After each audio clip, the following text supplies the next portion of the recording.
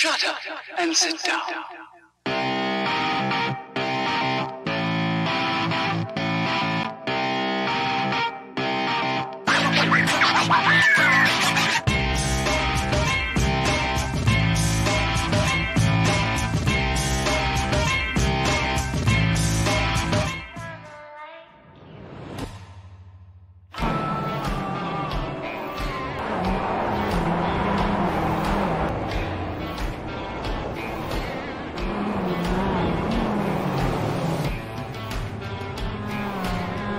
Hi, it's iRacing commentator David Haynes. In 2019, I'm excited to be bringing coverage of the ChampCar Sim Series, the sim racing division of the ChampCar Endurance Series.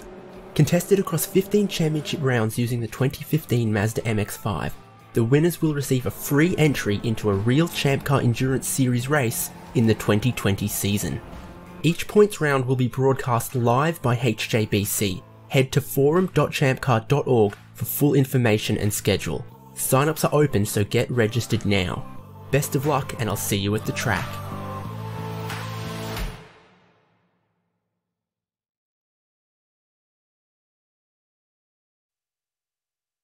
Hello and welcome to round 2 of the ChampCar Sim Series. This one coming to you from Sonoma Raceway in California. And while round 1 was very, very exciting, very close, hoping for just the same here this week. So we go one round further into the championship that will be awarding a free entry into a real-world ChampCar Endurance Series race in the 2020 season. And right now, qualifying still underway. 7 minutes left of that before we head towards a 1 hour race.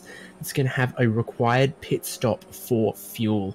You're watching HJBC. I am David Haynes. Our producer is Michael Derby. And alongside me in the commentary box for your coverage will also be Aaron Thacker. Aaron, how you doing? David, it is a pleasure to join you in the booth as always. And I am so excited to be here at Sonoma on a beautiful 73-degree day. And these 31 cars on track are putting down some very nice laps, and we are looking forward to a very full grid and some very good racing today. Yeah, exactly. Have a quick look at your qualifying standings as they are at the top of the boards. Alex Albert, and then points leader John Allen has just gone and set his fastest lap of the session just then. As I'm looking at the timing screen, unfortunately finds himself just a couple hundredths of a second away. Robert Hartley also sets a quick one out there. Justin Hall is in third, but what's happened through this 1 hour qualifying session is track temperatures have risen a little bit, not seeing a whole lot of improvement, not expecting a whole lot of change between now and the end of the session. Pretty healthy looking grid for round 2. There's 27 drivers with a qualifying time on the board, and a few more who could still be eligible to take the start. Aaron, about this circuit, you know, it's an interesting one. There's not a whole lot of full throttle long straights, lots of twisty bits, especially sort of in the back straight. It just turns one way, turns the other, and a lot of elevation change as well. Tons of elevation change, and we've kind of made it a talking point from the beginning of this series of how much of this is a momentum car. And my goodness, is your momentum going to be so important here with the number of elevation changes and just the overall lack of power on this car. And I want to say lack of power. There's plenty of power here, but when you're going up and down some of these very, very large hills, you want to make sure that if you have to do any sort of lifting, it is at a non-uphill portion, because you're going to lose a lot of momentum here. But I think these guys are going to use the fine grip of this automobile and the lightness of it to gain some opportunities should they have to put any lifting. David, we're going to see some pretty interesting driving lines tonight and a lot of passing opportunities. So these guys are going to have to get creative tonight to make some moves. Yeah, indeed. And we saw last championship round that the traffic plays a very pivotal role for the leaders. And around here, it's probably not as easy to cut through them as it is along the long back stretch of Road Atlanta. Here, a lot more density to the corners, and I think now is as good a time as ever to take a look at the lap guide that has been produced.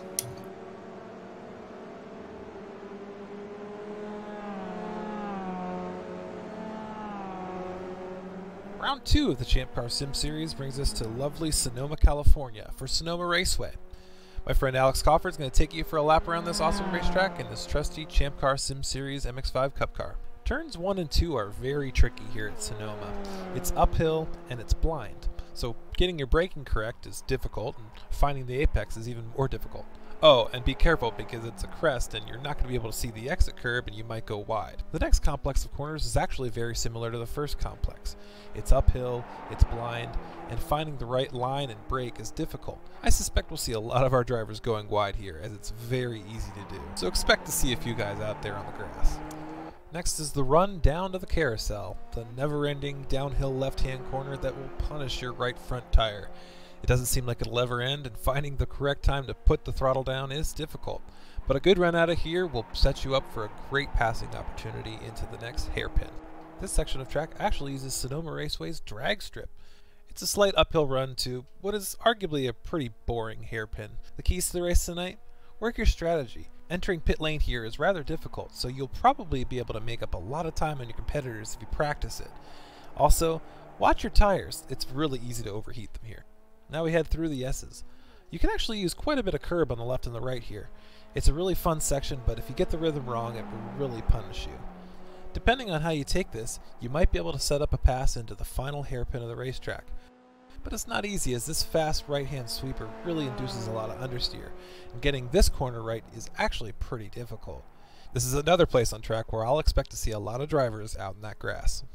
And finally, we head down to the famous hairpin here at Sonoma. This is going to be the best passing opportunities our drivers are going to have all night. And you might see them cutting a lot of the corner. You can go all the way to the tires on this one. Just don't hit the tires because they don't move. Trust me, I know. Out of the last corner and across the start-finish line for a lap around Sonoma Raceway.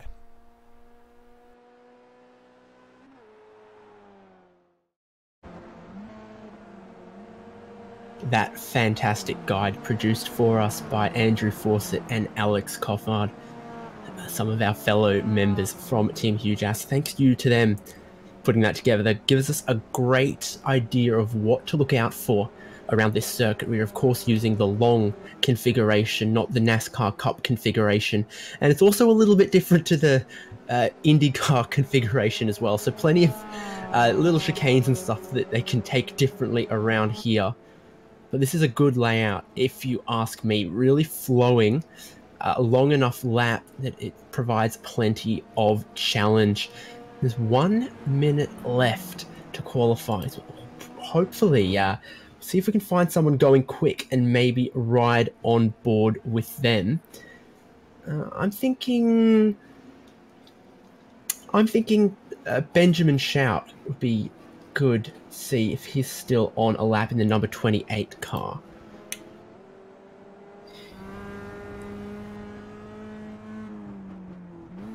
Yeah, David, riding along with this lap, I am taking a quick look at our leaderboard. Robert Hartley was sitting pretty in the P2 position, but he has been in the pits for over 5 minutes, and that has allowed him to drop down the leaderboard here to P4. So Braylon Hardy put himself in a very comfortable position, and a bit of complacency, maybe sitting in the pits a little too comfortable, has dropped him down to P4. But we are enjoying a nice drive with Benjamin Shout here. But Robert Hartley, David, maybe a little too confident on that lap. He's been bumped out a few spots here.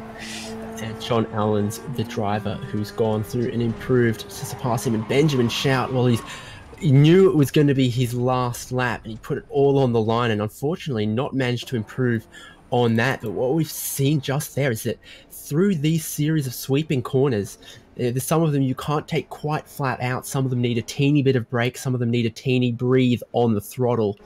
That's what makes them quite difficult. They're not hard braking zones, but you can't take them completely flat out. So we'll have a look at your starting grid. Actually, not quite yet. There's still 2 minutes left for people to complete laps that they might be on. Let's see, is anyone actually looking on a quick one though? Well, John Allen still out there. He's coming through what's sort of a hairpin back section of the lap. And then all these sweeping corners. Does this look like it could be a flying lap? Potentially using plenty of the curb. Shifting up. This is the one section of the track where you use 5th gear. All the rest of it, 3rd and 4th gear. Through towards the final hairpin and the pit entry. What does John Allen do? He's going to complete the lap. And this hairpin is very, very difficult. Quite tight. Critical to carry momentum there. Because it takes you towards the finish line. And then up the hill towards turn 1. I'm not sure this will be an improvement for John Allen, but we'll take a look. His best is a 148.973. And he goes and does a 148.566. Last car out there on the circuit. He sets a fantastic lap. And with that, we will bring up your starting grid. So starting on pole with that lap we just saw, it's John Allen. 2nd place is going to be Alex Albert. 3rd, it's going to be Justin Hall. 4th is Robert Hartley. 5th is John Hurley. 6th is Alex Coffard. 7th, Bradley Daly. 8th, Ross Banfield. 9th is going to be Matthew Smith. And then 10th is going to be Andrew Fawcett. David, next on that list is Jason Gorda with a 149.7 in P11. Paul Roddy, P12. Thomas Rapido Ellison in P13. Shane Norton, P14. Brian Cheney, P15. David Evans, P16. Jason Enso with a 150.45 in P17. Andrew Taylor, P18. Kelly Stoops, P19, and topping out the top 20 here is Kelly Stoops with a 150.738, P19. Oh, excuse me, and one more, David. Chris Kinsley, nicely, in P20 with a 150.738. Yeah, 21st, Will Robbins. 22nd, Benjamin Shout. 23rd, Louis Morga. 24th, Kyle Smith. My timing screen refreshes and takes me away from where I was looking at. 25th, Clayton M. Brown. 26th, David Carpenter. 27th, Corey Brown. 28th, Jack Myers. 29th, I don't think Aaron Thacker will be taking the start of this race because you're up here, not down there. And then some other drivers without a qualifying time. Gene Sirota, Gary Weaver, Chris Uglietti could take the start of this race, but I'm not sure they will. Certainly we're going to have at least 20 cars for this one. These beautiful 2015 specification Mazda MX-5 Cup cars.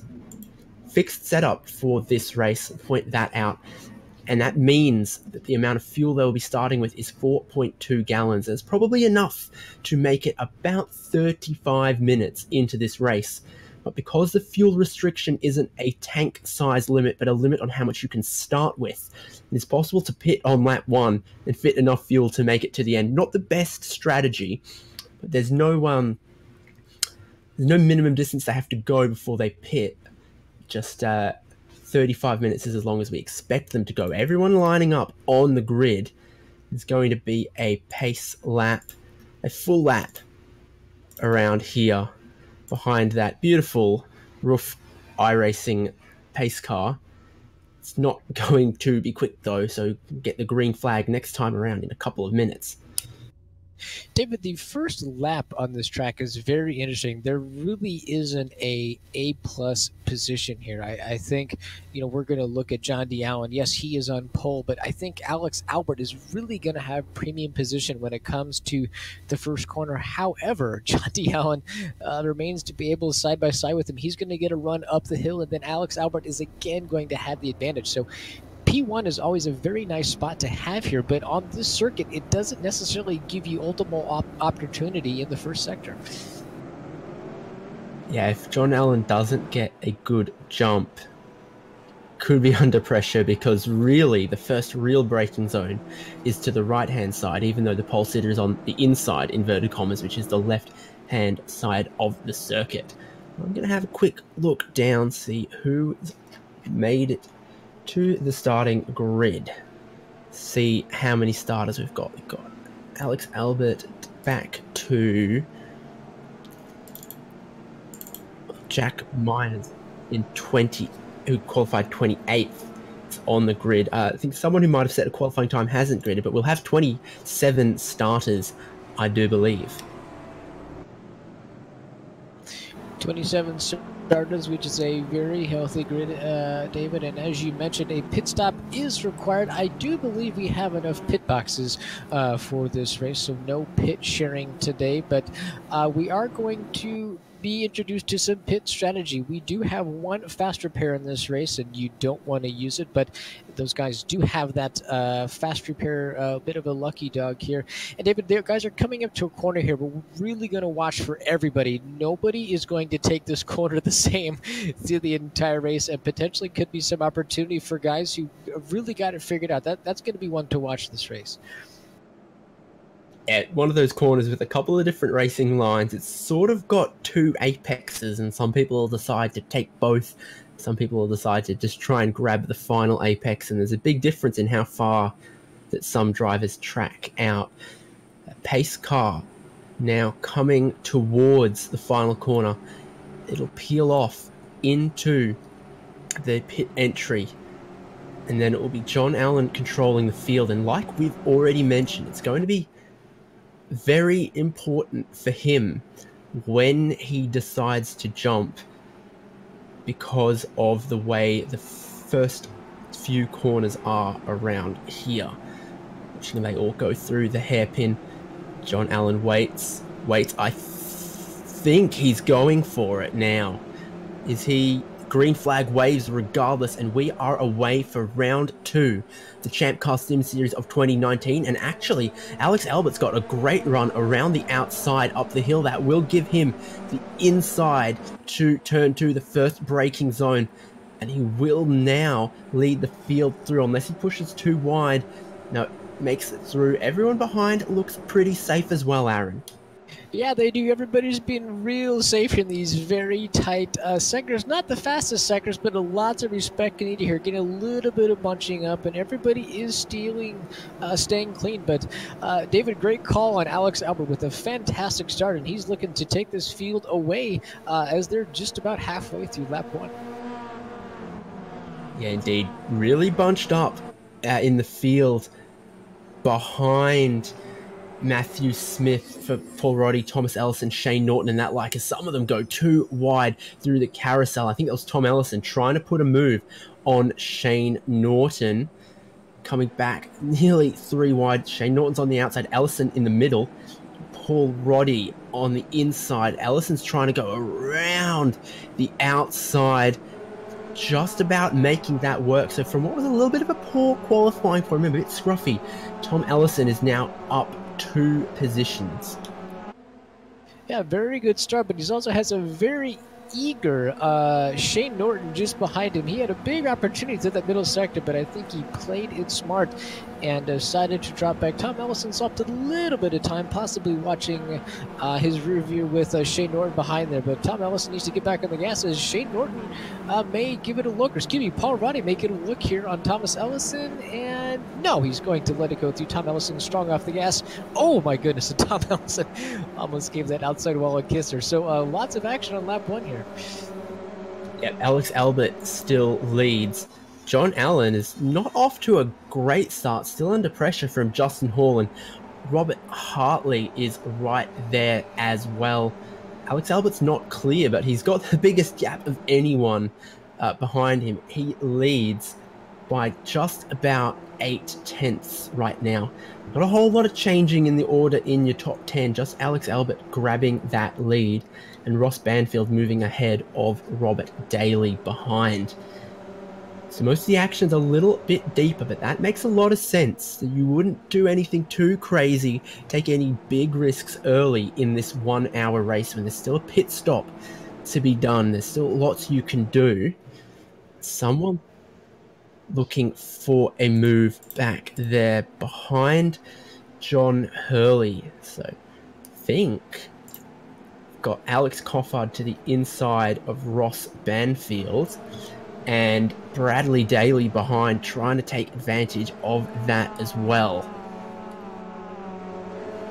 Yeah, David, you were talking about the winners and losers on the first lap, and so far, P17, Chris Disley and Benjamin Schott are our big winners on lap 1, getting 3 spots. However, our biggest loser is unfortunately Jason Enzo in P20. He lost 5 spots on that opening lap there, so not the best start for him. But I think everybody's again being patient, as you kind of talked about here, as things are getting a bit bunched up on this final corner here. Lots of bumper to bumper. And I'm watching Jason Gatto make a possible dive on David Evans in the final corner.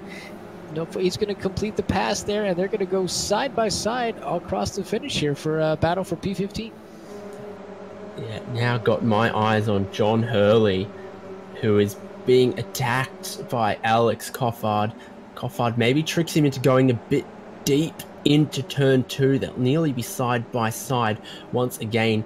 Hurley's costing this pack behind a little bit of time. The top 4 have gotten away.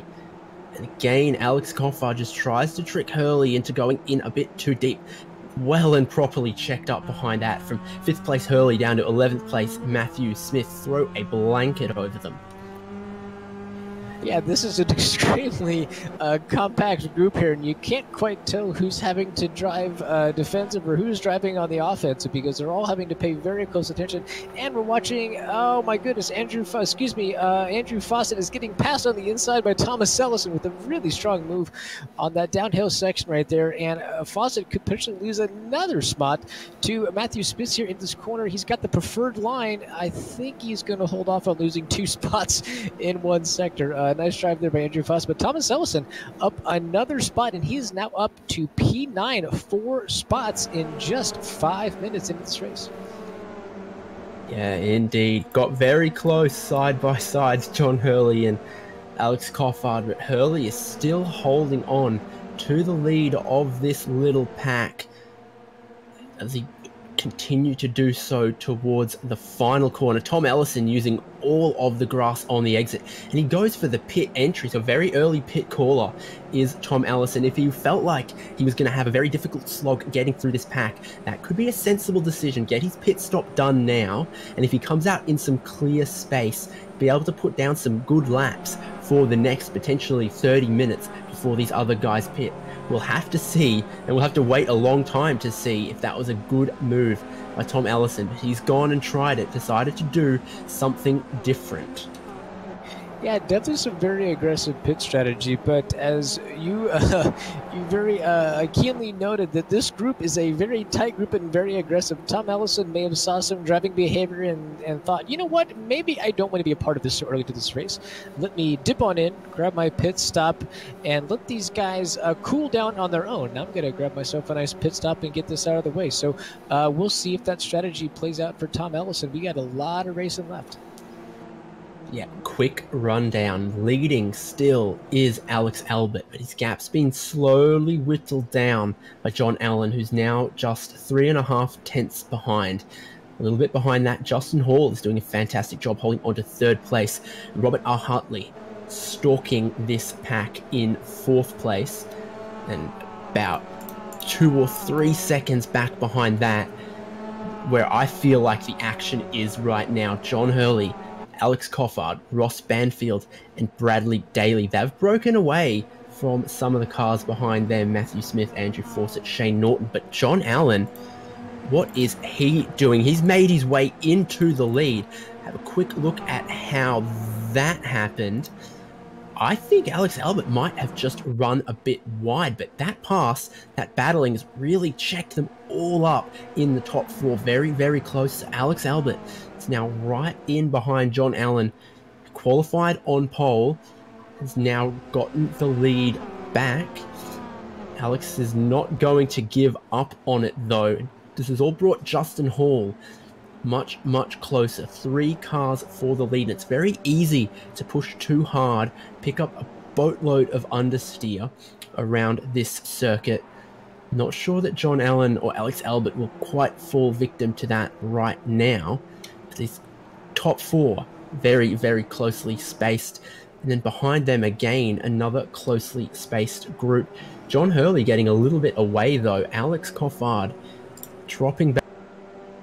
It's now Ross Banfield behind him is trying to hold the inside from Bradley Daly to come into the carousel. I think if you've got the inside for such a long sweeping corner like this, you've got the job done, unless Bradley Daly gets a much better exit off the corner. It looks like he won't. So John Hurley, after the initial pressure, getting a little bit clear in 5th place.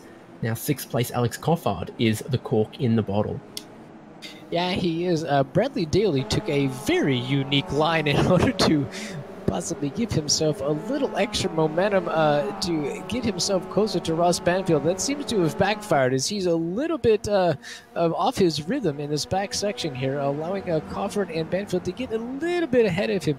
But David, back to that pass by John DeAllen. You mentioned Alex Albert, just the tiniest of mistake, dropped the left side tires off and made it a pretty easy move for the lead by John Allen. So let's see how long he can hold on to that. That was just a very opportunistic move by him, and oh my goodness, speaking of that, David, we have a big incident. Bradley Daly has taken some heavy contact. And I think does Matthew Smith in that as well. Definitely grab a replay of that right now if we can. Contact in the final corner. What has happened? I think Matthew Smith has just come in so deep on the brakes and just smacked into Bradley Daly, who was going a little bit wide, just try and avoid someone else. So Bradley Daly was going slow, but Matthew Smith has come into that corner very, very hot. I think everyone continues after that incident, but a little bit of contact, a little bit of drama in the early goings.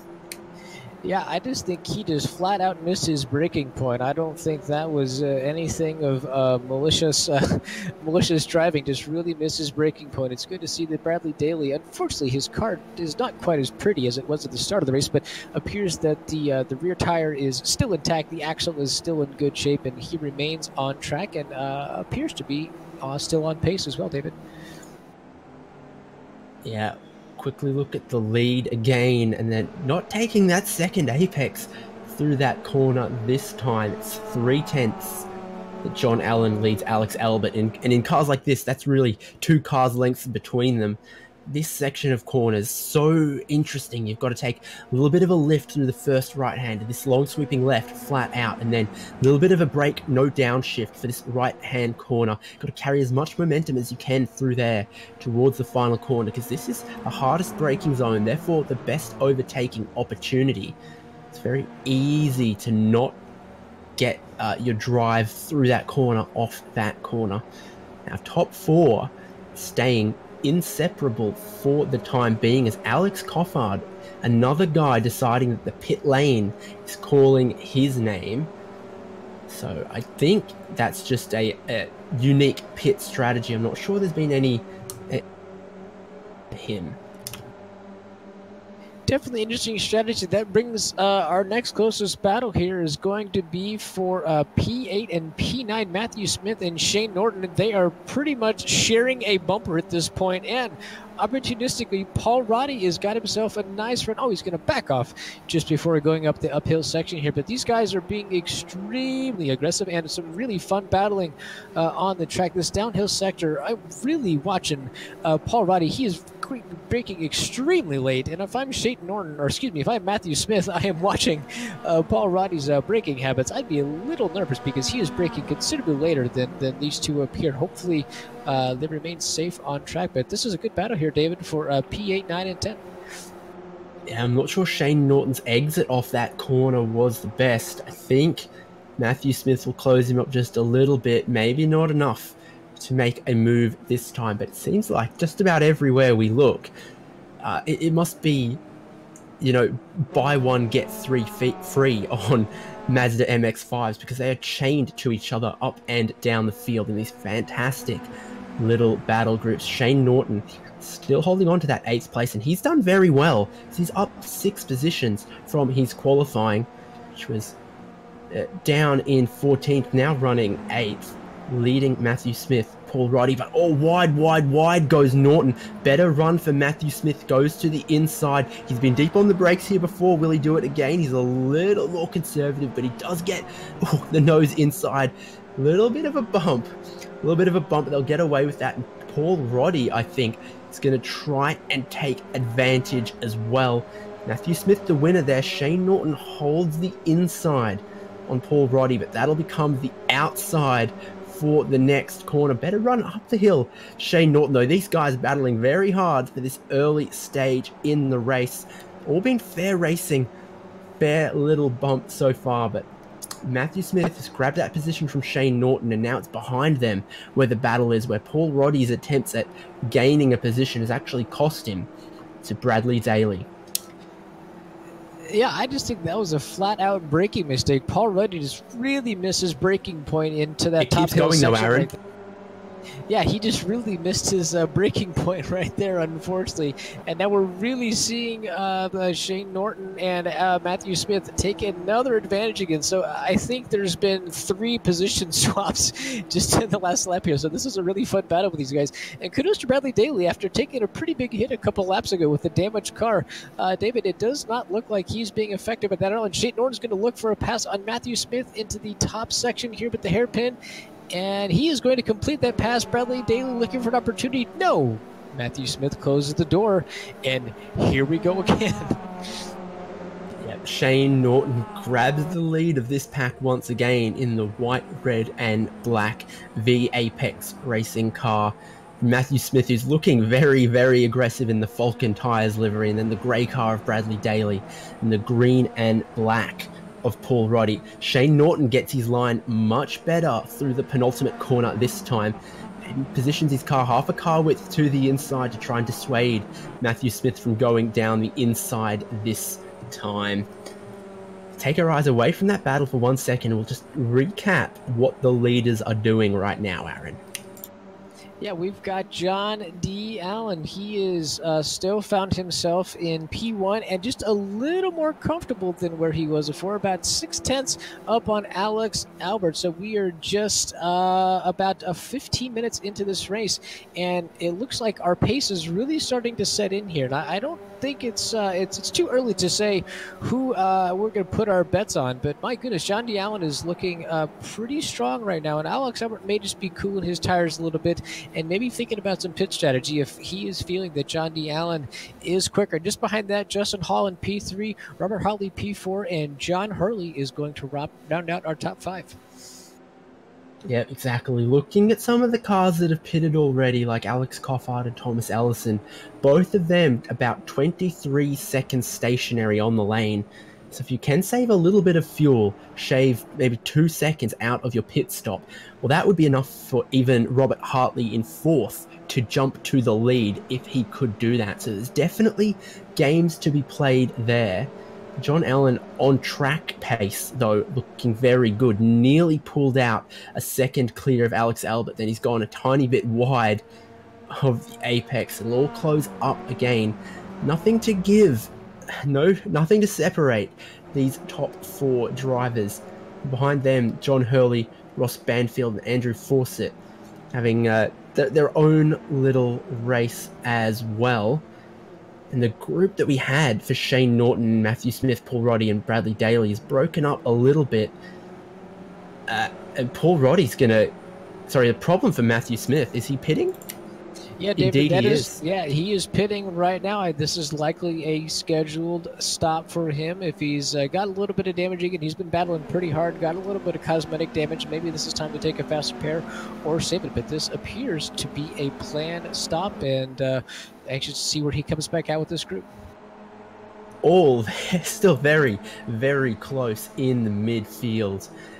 Shane Norton leading Paul Roddy, and then it's just cars and cars and cars behind that, all the way down to 15th place. Really, I'm seeing it. There's only about 5 seconds separating 8th from about 16th. So all to play for on the pit strategy in the middle of that pack.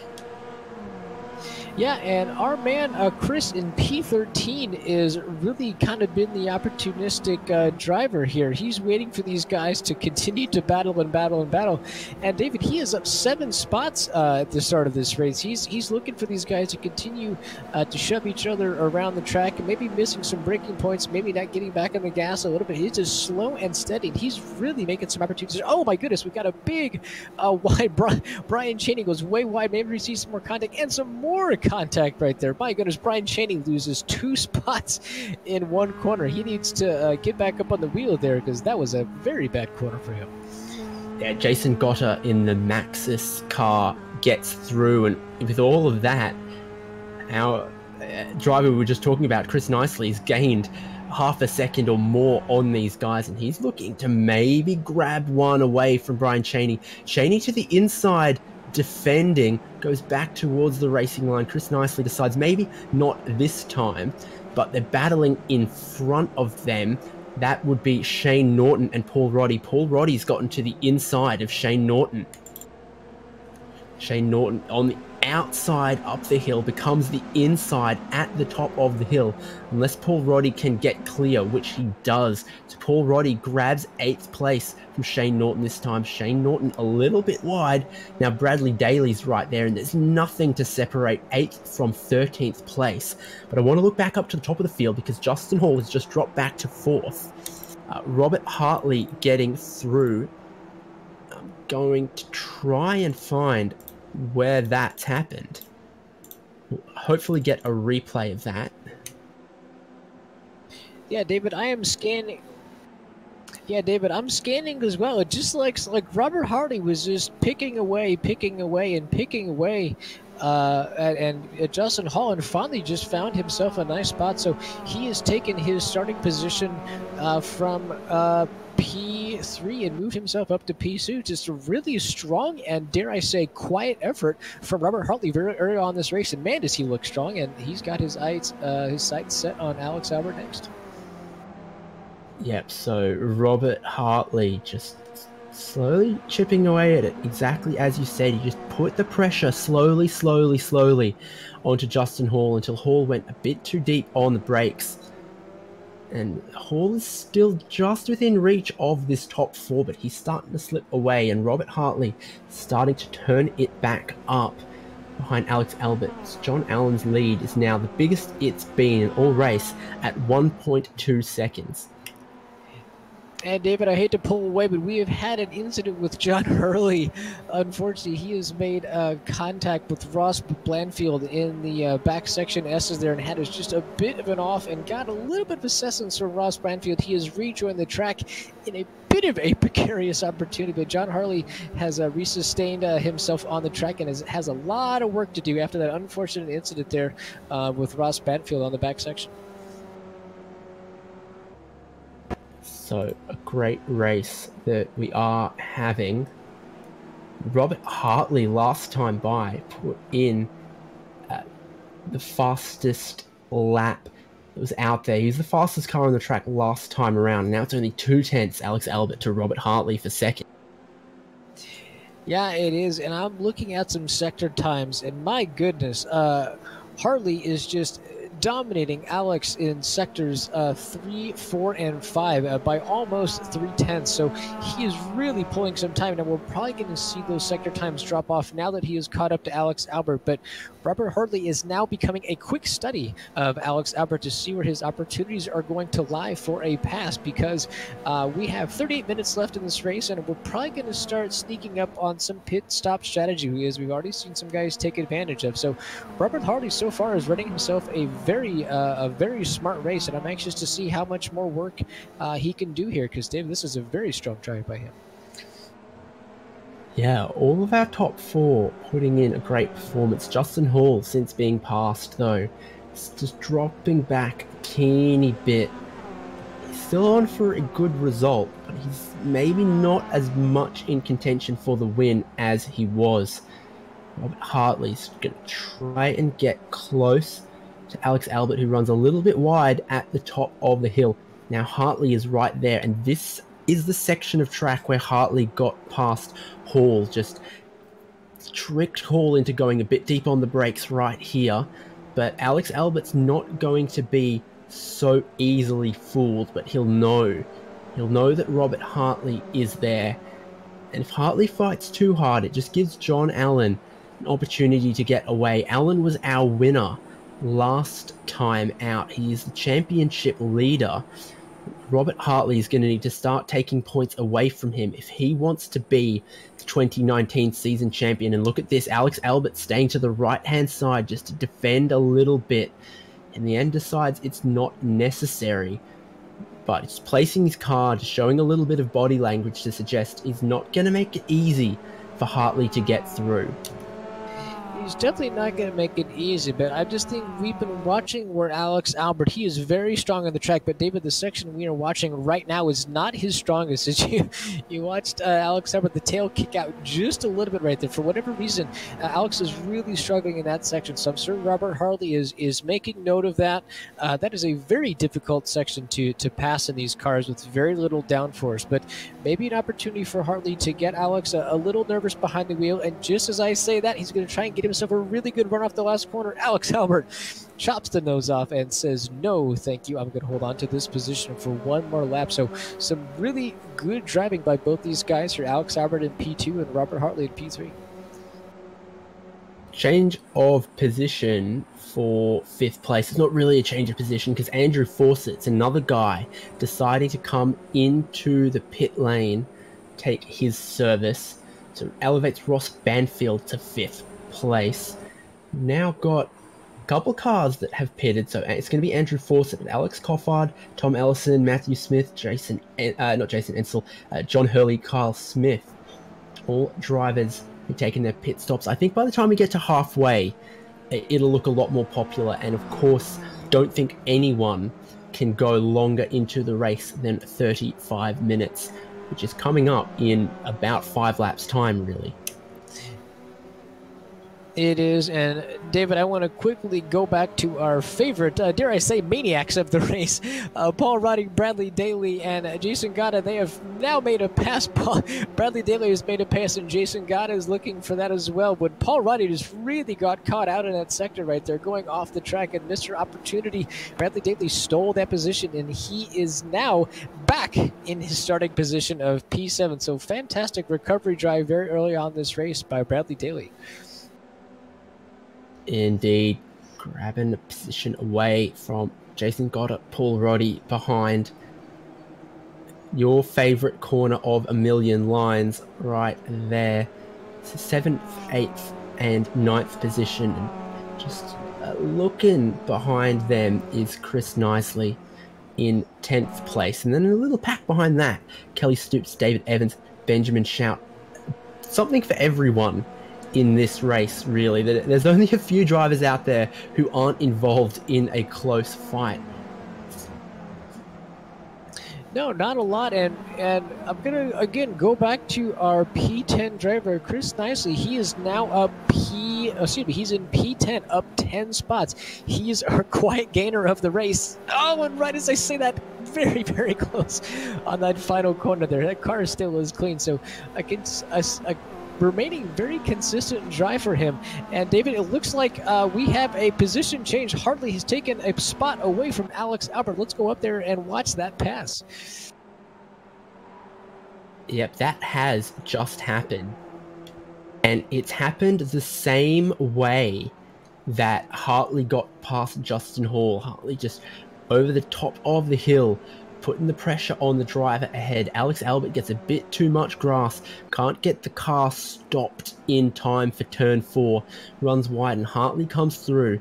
Started 4th, now running 2nd. I think right now is the time for Robert Hartley to put his head down, punch in the best laps he can, and start trying to close that little gap from him to John Allen. I think right now is the very important laps if Hartley wants to win this.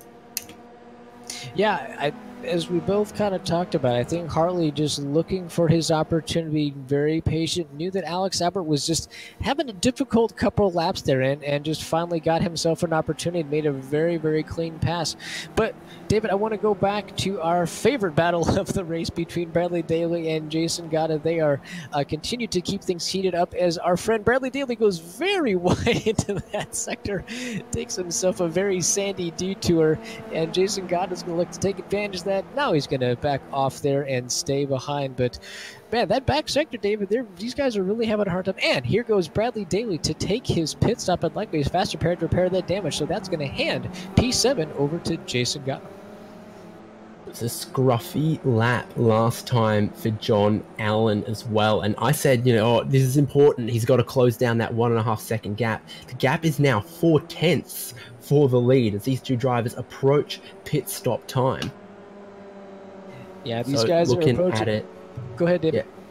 John Allen comes into the carousel, and this is a corner that gets very difficult as the track conditions change, because what is a good line, what's good speed one time, could be a handful of understeer a different time. And John Allen doesn't track it out as far as Robert Hartley does. The gap now down to 2/10.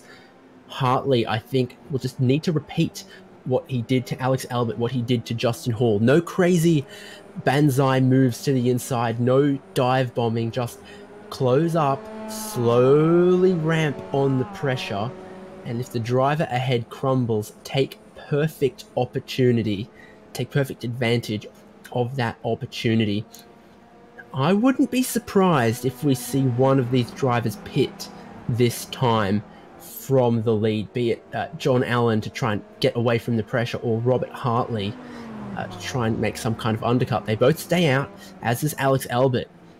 Justin Hall now 7 seconds away from the lead. Before, he was hanging perfectly with the lead pack. Any other battles taking your interest on the track, Aaron?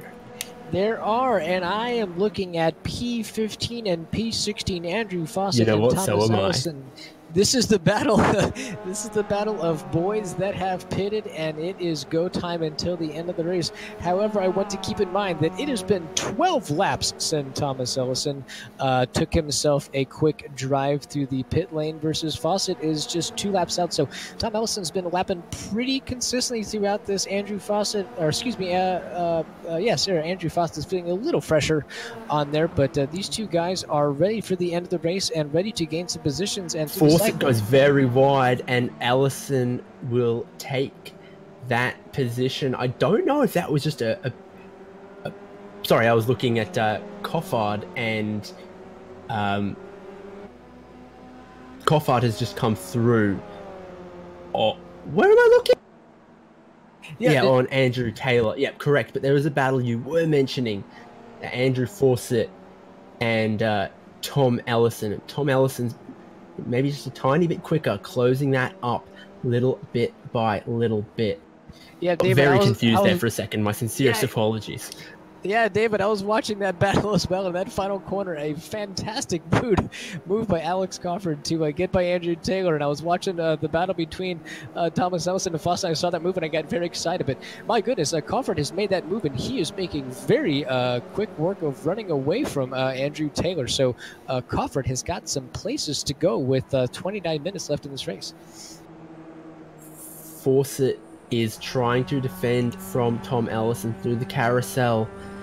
Watching from the perspective of Tom Ellison, he's just 0.3 of a second back right now. Can't do anything about it right now, but we've seen that through the S's, if you've got a feel for this car, you can close up a lot through there. And then the final sweeping right-hander can put a bunch of understeer in if you're not careful. Gives a great passing opportunity to the last corner. So what can Tom Ellison do on this lap? This is the one I'm talking about. Needs a little dab of the brakes. It's so easy to come in too hot, end up out wide on the grass. Ellison picks up just a little bit of it, but not too much. Both of them will stay in these positions this time, but the pit lane lighting up with activity. 3 drivers in there at the moment: Clayton Brown, Andrew Taylor, and Chris Nicely. So maybe only one more lap for the rest of the drivers before they're required to pit because of the fuel situation. Pit lane going to soon, I think, become very, very popular, bordering on a necessity. Yeah, I definitely think so. And John D. Allen is still the leader of our race. We've got Robert Hartley, and Alex Albert has got himself working his way back up to the bumper of his nemesis. And we are seeing who just entered the pits there. I'm trying to see, is that Robert Hartley?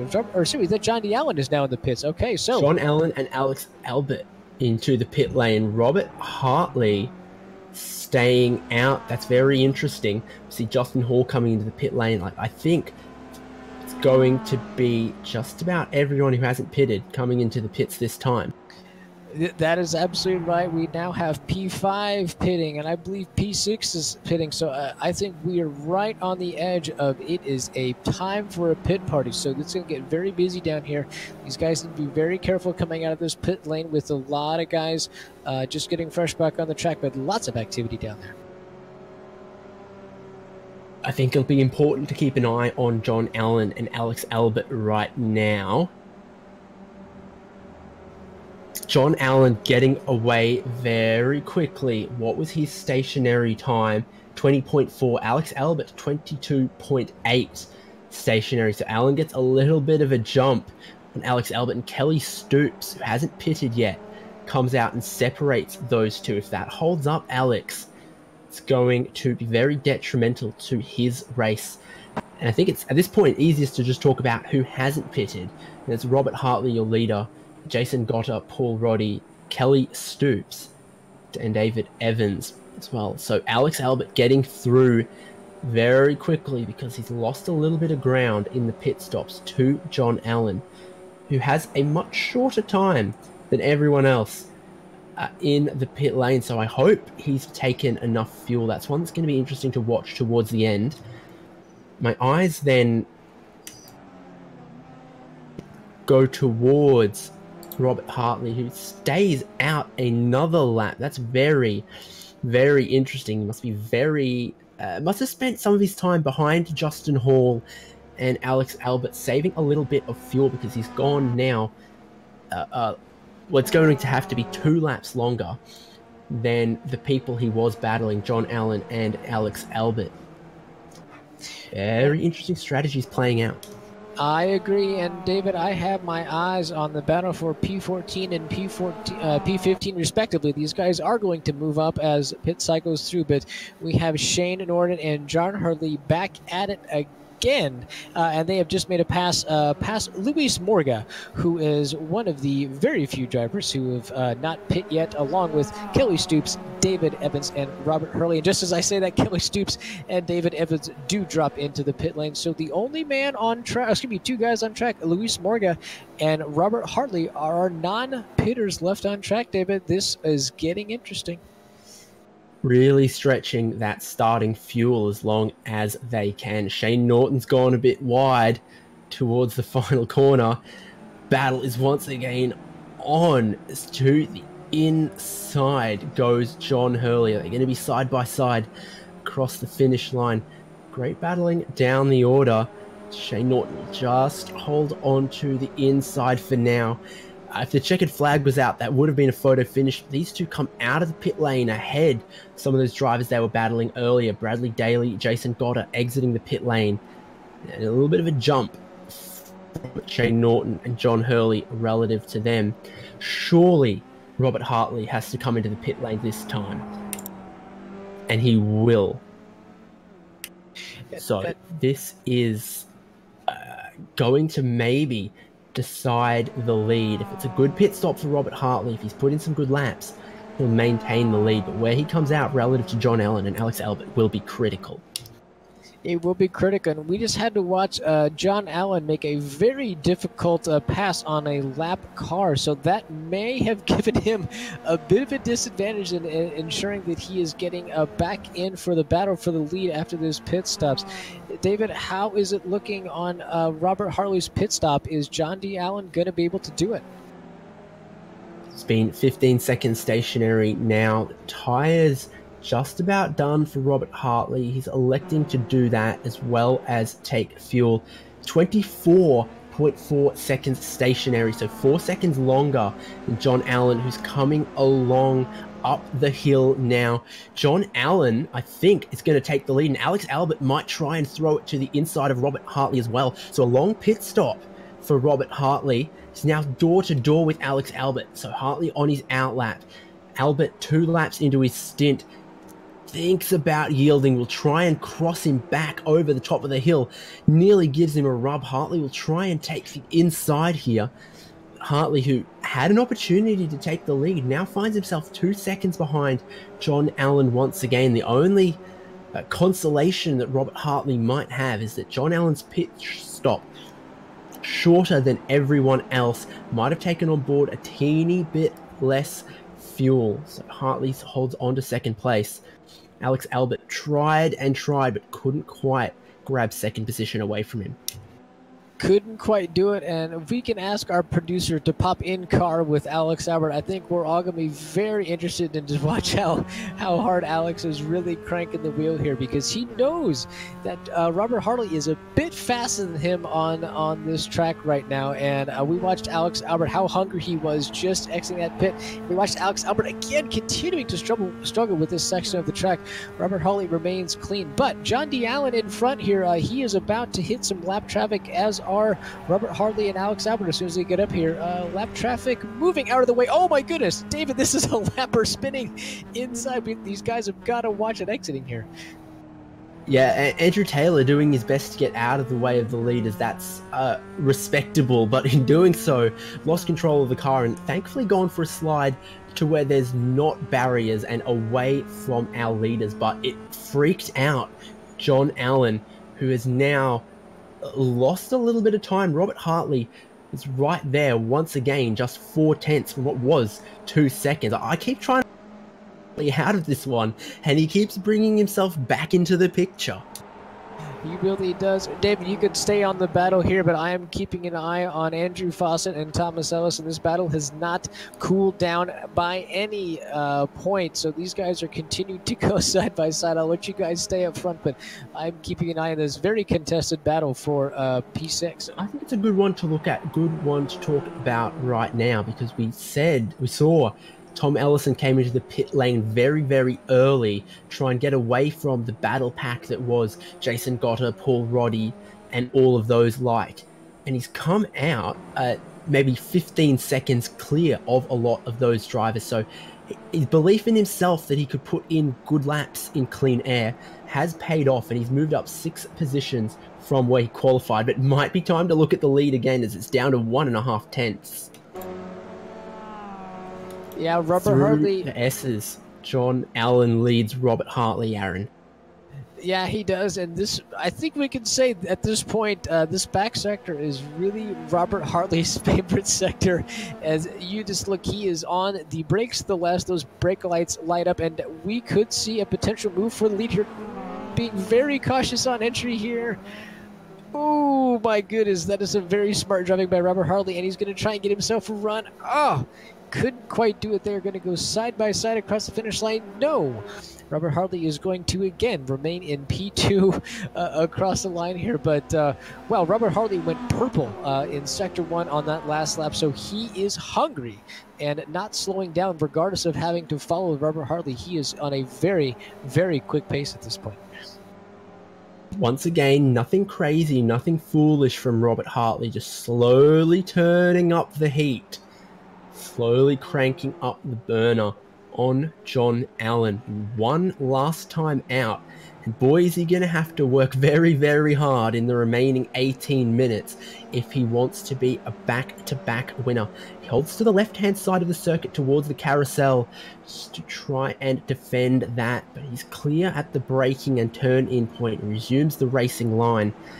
Picking up the power correctly out of this corner, very, very difficult. And Robert Hartley has done it right. John Allen gives him one car width to the outside. They're nose to nose. What can Hartley do around the outside here? Probably not a whole lot. Looks like John Allen has done just enough this time to hold on to the lead. This isn't the last lap. There's still going to be 10 more to go. John Allen is going to have to do a lot to sustain that kind of pressure for the remaining quarter of this race.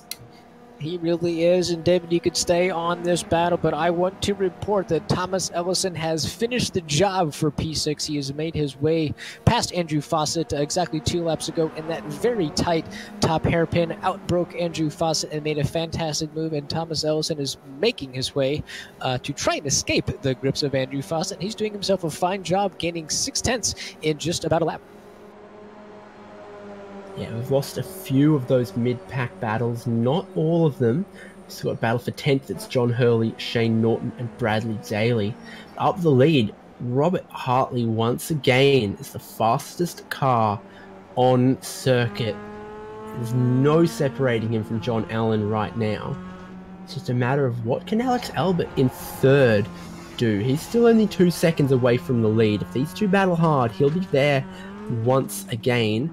Traffic not playing too much of an issue for our leaders right now, though. Now, they've got a pretty clean track in front of them. We really would love to see Alex Albert get back up there, but these two are just combined running a bit of a quicker pace than Alex Albert.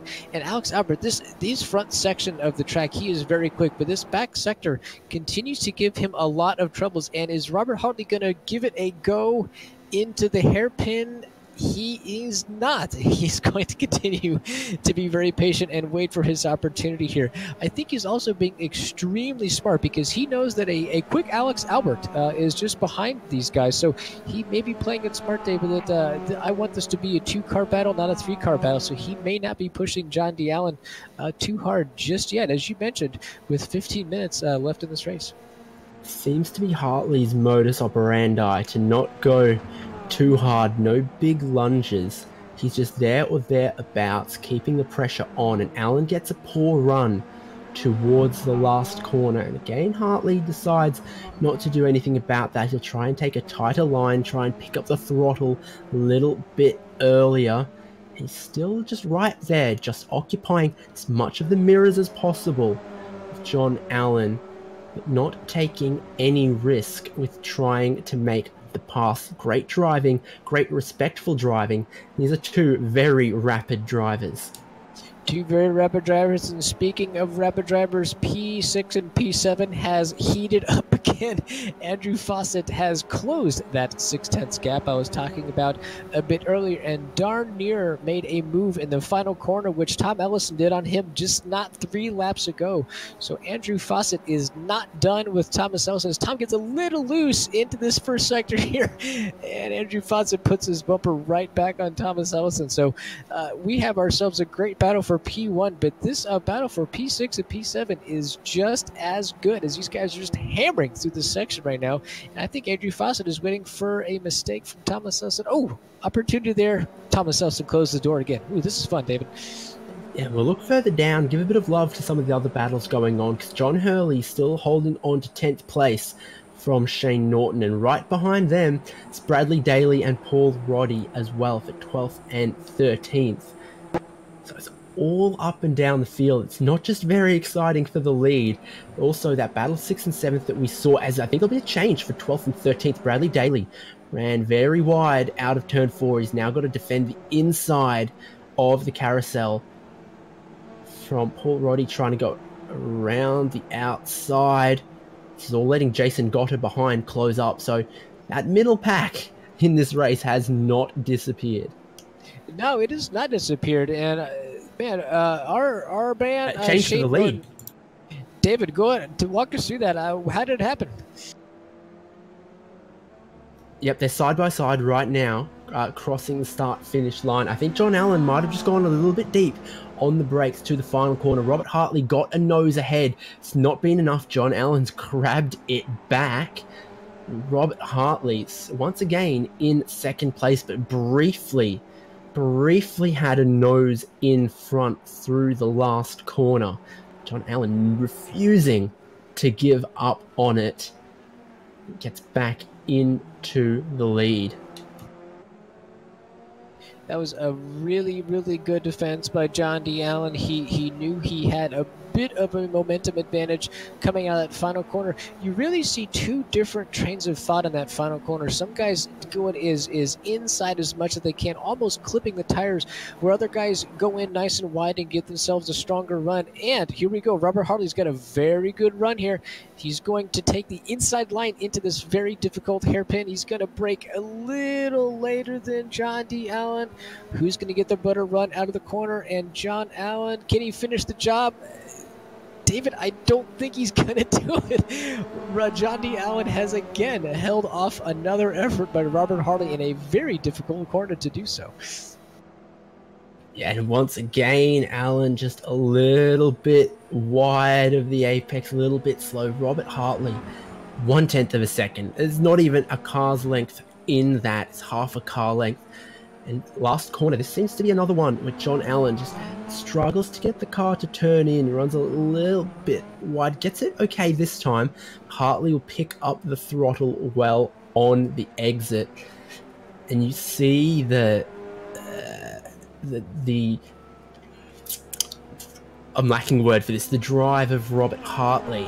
It's just changing his mental sort of attitude. He's getting a little bit more aggressive, pushing a little bit harder, a little bit more willing to try and make the overtake as we 11 minutes of racing left. And on that lap, Alex Albert caught them just a little bit, but not enough. It's 3 seconds, that gap. It is 3 seconds, and speaking of 3 seconds, Andrew Fawcett is not 3 seconds from Thomas Ellison. He is 3/10 from Thomas Ellison, and I think Fawcett is running out of patience. Oh, and he goes very wide. They both take a very scenic route in that sector. Both of them back on track. Great safe driving by Fawcett there to make sure that he has a return, and Thomas Ellison dropping 2 wheels. David, I think that is just some very hard driving, and both these boys are hungry to claim this very coveted 6th place position that has been hard fought the entire race. Yeah, a little bit of pride on the line, of course, as well. So quick rundown of your top 10. John Allen, Robert Hartley, Alex Albert, Justin Hall still holding on to 4th in a little bit of his own little no man's land. 5th is Alex Coffard, 6th is Thomas Ellison, 7th Andrew Fawcett, 8th Matthew Smith, 9th Ross Banfield, 10th is John Hurley, but our leaders are going side by side through the final corner. There was nothing that Robert Hartley could do to put the power down on the exit that time. It's getting more aggressive, it's getting a little bit more heated, a little bit more gloves off for the lead. This is going to be fantastic to watch as we're now within the last 10 minutes of round 2 of the 2019 ChampCar Sim Series here at Sonoma Raceway. Yeah, that was, I really want to say that was our first move of, dare I say, desperation by Robert Hartley. He is yet to make a move like that into the first corner and even consider braking that deep. And I'm even watching him in some of these other sectors. This is not the Robert Hartley we've been watching for the last 15 minutes. I think we're seeing a sense of urgency in his driving that if he is quicker, and it may feel like he is quicker, it is time to make a move and possibly make a breakaway, because these guys start racing side by side. We cannot forget there's a very hungry Alex Albert. He may be 4 seconds back, but any side-by-side driving for a couple of laps, he'll be right back up with these guys. Yep, it wouldn't take a whole lot to bring him back into the picture. Close as it's ever been for the lead. Hartley looks good through the long sweepers. He gets to the apex a little bit easier, gets the throttle down earlier, but there's no way to get past through here. You can't go to the inside of this corner. He's got to try and get a good exit off here, carry as much speed as possible, then think about the final corner. It does nothing this time as well, just trying to hope that at some point John Allen will get in too deep on the brakes or make a mistake. But every little error that John Allen's made, he's been able to recover from. And it's now 5 laps to go for John Allen to hold on to the lead, to potentially cement his place at the lead of the championship. Yeah, David, with just over 7 minutes left in this race, let's focus on some of the back battles before we remain coverage on the front lead. We've got Jason Gata, Bradley Daly, and Paul Roddy. These guys continue to swap places. Bradley Daly made a fantastic pass on Paul Roddy about 2 laps ago to grab himself a P14. So both these guys are a bit on all 3 of these guys are a bit on a recovery drive. Robert Daly started P7, so he has a lot to gain back on this, but these guys are really, really racing strong, David. I will keep an eye on this, but I think we really need to keep focused on this top battle here because Robert Hartley, he wants a win, and he wants it real bad with 7 minutes left in this race. Yeah, it's opened up just a little bit more than what it was earlier. It's half a second right now. Maybe a little mistake somewhere from Robert Hartley. He'll have that back in a heartbeat, I'm sure. John Allen showing that if he doesn't have the outright pace, he can place his car in the right spots. He won't give in to the pressure. What he's going to have to do is be very careful about how he negotiates this traffic in front of him.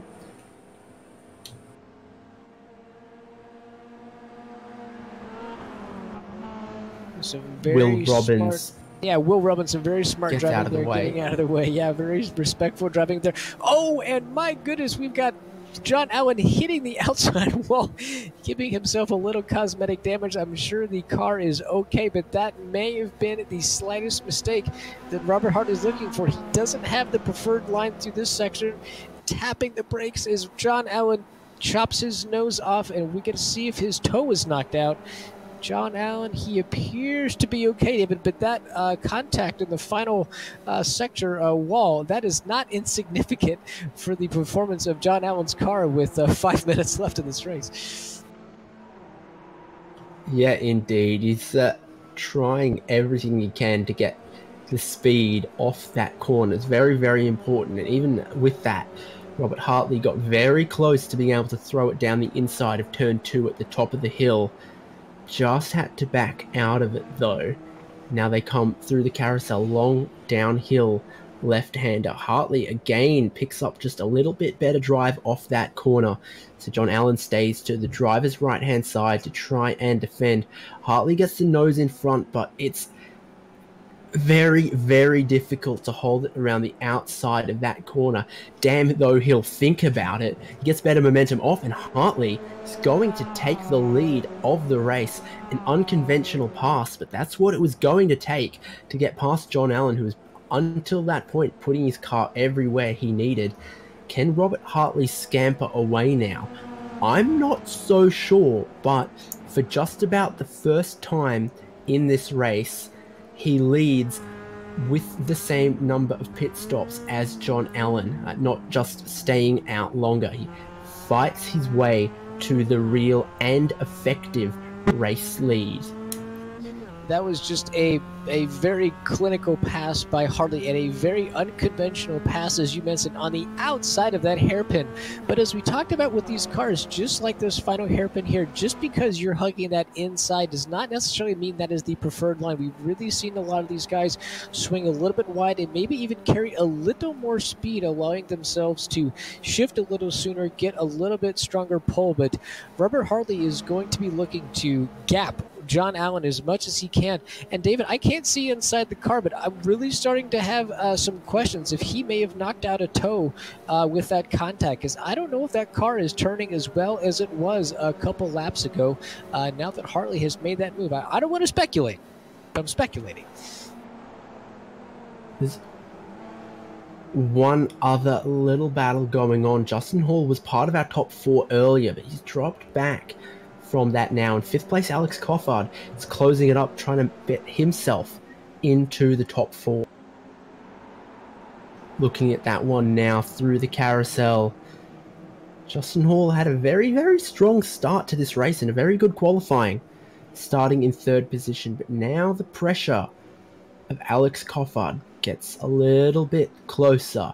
Won't be this time, but there's nothing in it for the gap, and you see Coffard tries to set up a better exit, tries to get the throttle on earlier. Will have a very difficult time trying to make a move through these S's, but he'll have a very good job of getting in the mirrors of Justin Hall and setting up a better exit towards the final corner. And Hall runs a little bit wide of the apex. And David, we have a change for the lead again. Possibly not. Robert Hartley went very wide into the final corner, and John Allen's looking for an opportunity. But however, Robert Hartley with a better run is going to remain in P1 across start finish, and John Allen's going to again take a peek inside. Both of them get very, very loose. Oh, they hold on to it, and they're looking to go side by side into this next uphill section. David, these boys are ready to get the job done with 2 minutes left, and here goes Robert Allen, or John Allen. He's going to reclaim his position, and he's going to keep it this time. Yeah, my goodness, too wide through quite a couple of corners there. And somehow, John Allen managed to get just enough momentum to get clear of the nose of Robert Hartley, drop back onto the racing line, and take that lead back. And Alex Coffard, while we were looking there, has gotten past Justin Hall. So with 2 laps to go, next time will be the last lap. These guys are deciding now's the time to make some passes. Yeah, that was just a very, very good pass by Coffard. Justin Hall went very wide into that final hairpin, and just a pretty easy pass for Coffard. So Coffard's making some great work. He's up 2 positions into P3 now. Or sorry, it's P4. Right, coming through the S's. Allen leads. Hartley gets better towards that apex. Better run towards the penultimate corner, the fast sweeping right-hander. What can John Allen do? Cannot afford any mistakes. It's Hartley who gets a little bit wider this time into the final corner. Allen still leads. Got a lap car in front of him who gets very, very graciously out of the way. It's 43 seconds on the clock. That means the white flag waves this time. There's just one more lap of Sonoma before the checkered flag flies and the points are given out. John Allen leads Robert Hartley, and Hartley, he's going to have to pull out everything he's got to try and grab the race lead this time. They come through turn 3, the left-hander. Turn 3A, a little bit of a blind crest to the right. Turn 4, difficult braking zone, not a passing opportunity this time for Robert Hartley. We're going to have to watch this one to the checkered flag. John Allen's leading through the carousel this time, Aaron.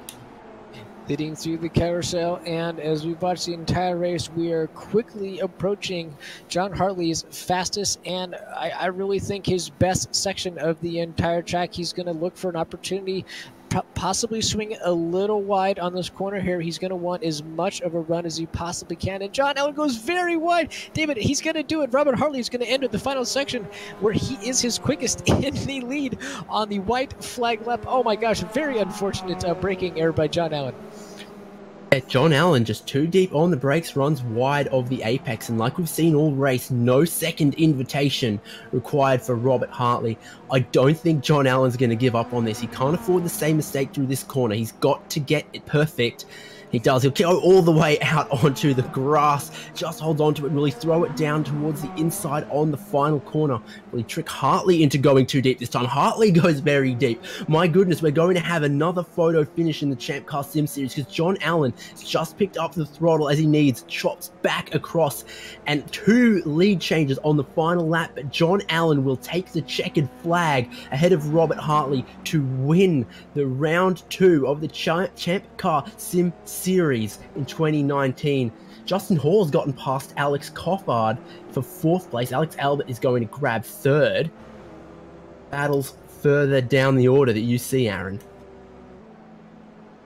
Yeah, Yeah. We got 12, 13, 14. Jason Goddard, Bradley Daly, and Paul Roddy. These guys are our closest battle on track. Bradley Daly is gonna really try and finish out that recovery drive in P13. I just don't think he's got enough left. I don't know if there's any reason to make a careless move here, and I think we're gonna finish in this order here. John Goddard's gonna give himself P12, Bradley Daly P13, and P14. Really enjoyed watching these guys battle the entire race. Just really on top of each other in a really respectful driving. Good race, boys. Yeah, exactly. Wow, peak excitement on the final lap. And we didn't even have a power cut for it. Fantastic racing. And John Allen, my goodness, he didn't look like the quicker driver, but he did not give up. He took every opportunity available to him. Well, I think just about everyone, there's only a couple cars left to take the checkered flag there. Brian Cheney and Benjamin Shout. No positions going to swap there. And everyone will have crossed the finish line.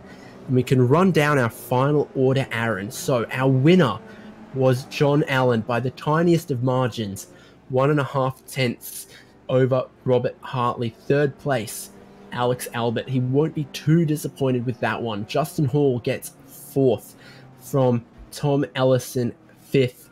Alex Coffard, sixth. Andrew Fawcett, seventh. Matthew Smith, eighth place. Ninth is Ross Banfield. 10th is John Hurley. And that rounds out our top 10. Show us the rest, Aaron. Yeah, we've got Shane Norton in P11, Jason Gotta P12, Bradley Daly P13, Paul Roddy P14, up 4 spots from where he started, up to P15. Kelly Stoops also up 4 spots. Chris Nicely in P16, David Evans P17, Brian Cheney P18, Benjamin Schott up 3 spots from where he started in P19, Will Robbins in P20. Finishing out our order is Jason Ensel, P21, Clayton Brown, P22, Andrew Taylor, P23, Corey Brown, P24, Luis Morga, P25, and unfortunately did the remainder of our field a bit down some laps, likely to some car issues. Kyle Smith down 18 laps, P26, Jack Myers, P27, and Jason Carpenter in P28. Yep, and with that, might try and see if we can grab a word with our race winner, John Allen. Give me 1 second here. And our race winner, John Allen, do you have a copy? I do, sir. Hello. Well, congratulations to you on that win. 2 lead changes in the final lap. It looked really tough out there. What did it take to grab that race win? Because Robert Hartley looked very, very quick.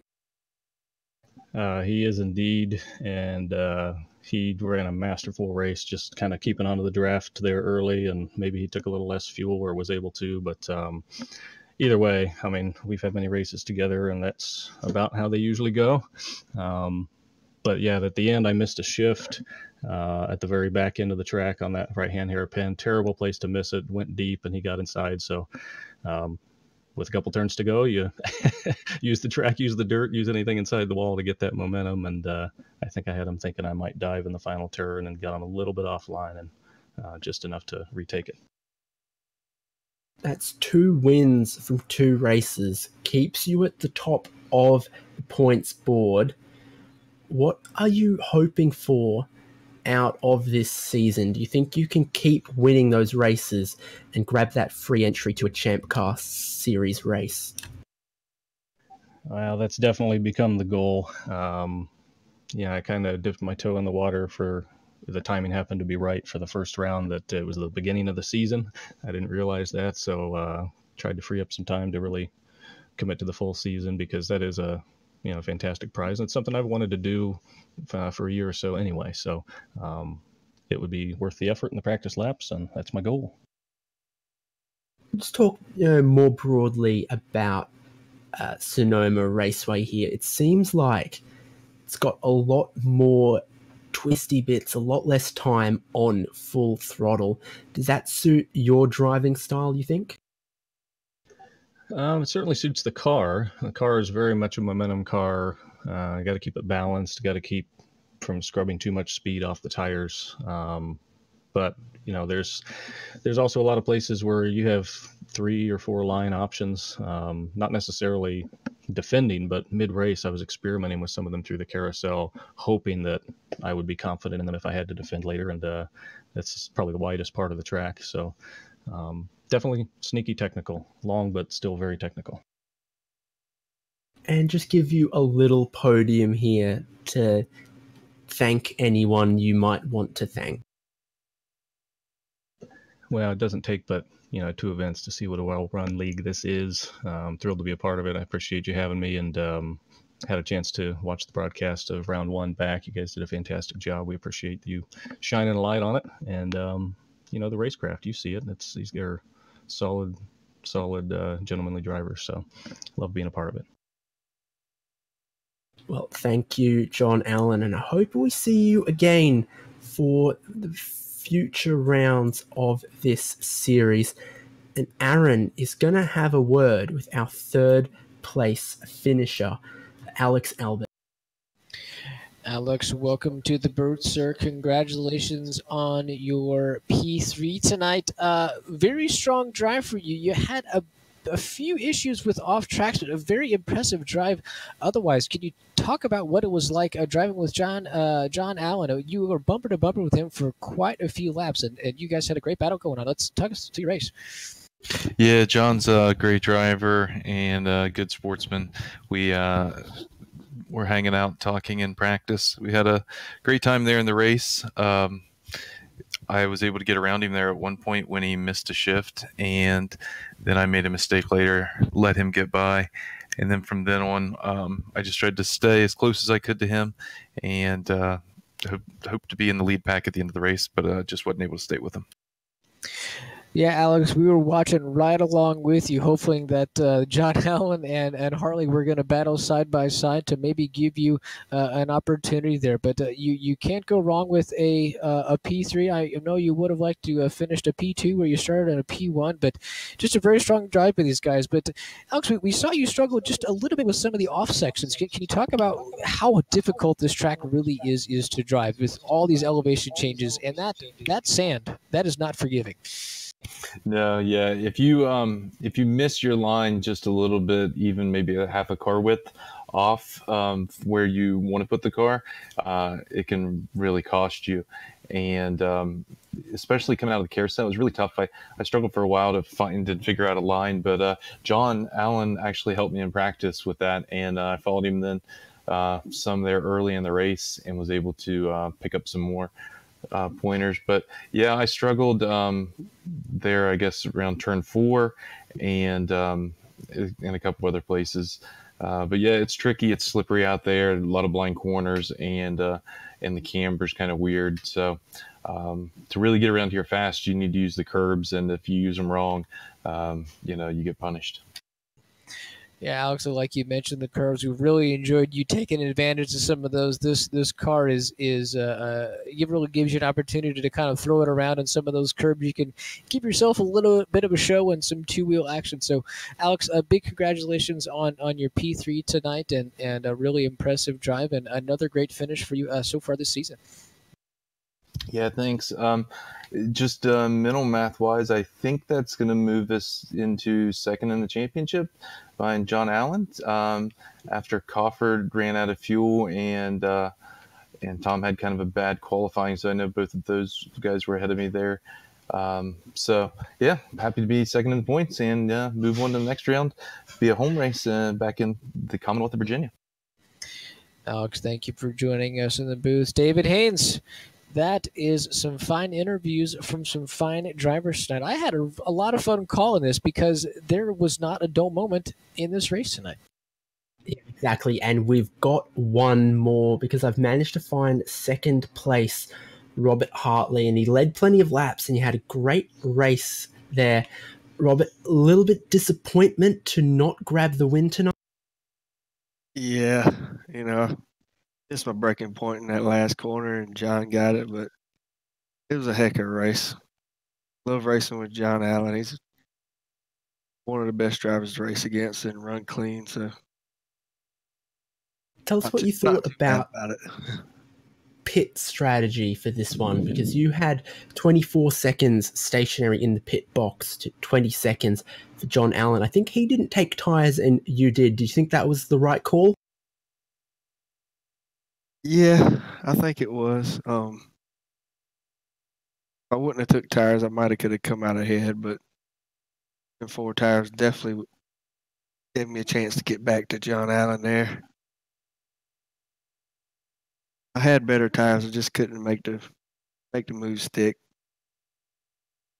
It was a very good run for you in this race, and do you think we'll see you for the remaining championship rounds of this season? Because I would suggest you have quite a good chance of making a good run at the championship. Yeah, I'm definitely going to try to make every race that I can. Don't want to miss any. But hopefully we'll make the rest of them and see what we can do as far as championship. Well, I do wish you congratulations on your second place and the best of luck in the upcoming rounds. While we've got you, any thanks that you need to give? Just a thanks to the drivers. They drove well tonight, drove clean. First time I've raced in this league, and it was excellent.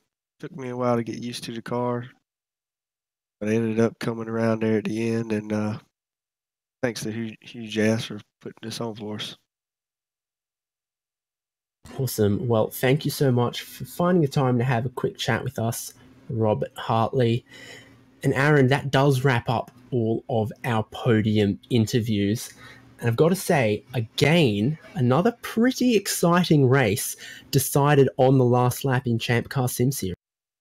Yeah, we have not been disappointed a single race so far. We've had some massive grids. We've had some fantastic action.